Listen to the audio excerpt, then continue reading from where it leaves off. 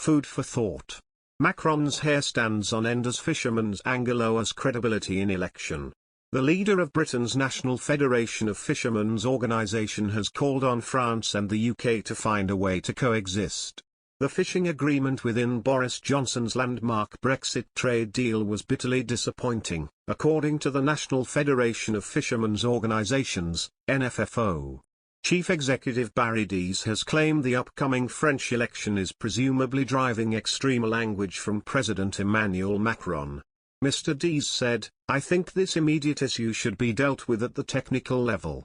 It's the artificial injection of politics, the French election presumably that's driving this very extreme and belligerent language. In that sense, it's got nothing to do with French fishing. When push comes to shove we share stocks and we share continuous waters with firms. We have to find a way to coexist. The terms in which we coexist is what it's all about, but I think there will be frictions. What makes it different is to what extent politicians use it for their own end." France's Minister for Europe has called on the European Union to take retaliatory measures against Britain if there is no resolution to the post-Brexit row over fishing licenses by December 10. The European Commission has said the dispute must be settled by the deadline as it upped the pressure on the UK in the negotiations. Mr. Dees noted these rows will harm everybody. He said, "It would impact us ultimately down to the vessel level. I think it would impact on everybody. There are businesses in France and the EU that are dependent on fish and shellfish from the UK for their existence. There would be harm all around." It's quite interesting that voices have now been raised within the French industry expressing concern about the implications of that. Then there is a threat to zero-tolerance enforcement, and I suppose the scholar who was arrested in Le Havre is an example of that. There was some kind of administrative slip-up. Something like that would have been dealt with by a phone call.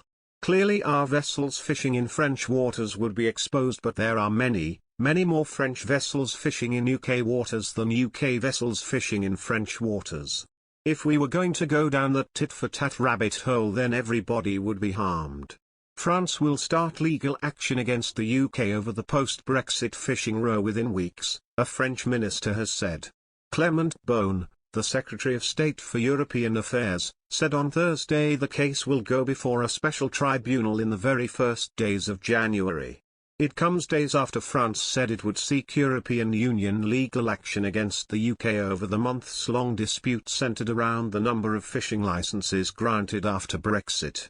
Mr. Beaune said last week Paris would ask the European Commission to initiate judicial proceedings for licenses we are entitled to get. He told French media on Thursday litigation will kick off in early January. When asked on public TV station France 2 how this would work with the UK no longer being in the EU, he said there was the post-Brexit agreement. If there are breaches of the agreement, it can lead to sanctions from a tribunal that we jointly established, Mr. Beaune said. It will be this tribunal that we will refer to in the first days of January. Last week, the European Affairs Minister said France had obtained 93% of the requested licenses to fish in UK waters. But the country still wanted just over 70 more to be granted. French fishermen staged blockades at the port of Calais and Channel Tunnel last month as they claimed they had been humiliated over post-Brexit licenses. Our approach to licensing has been evidence-based and entirely in line with the Trade and Cooperation Agreement, TCA, a UK government spokesperson said. We have licensed vessels where sufficient evidence has been provided to demonstrate that they qualify for access under the TCA. Where evidence has not been provided, licenses have not been issued.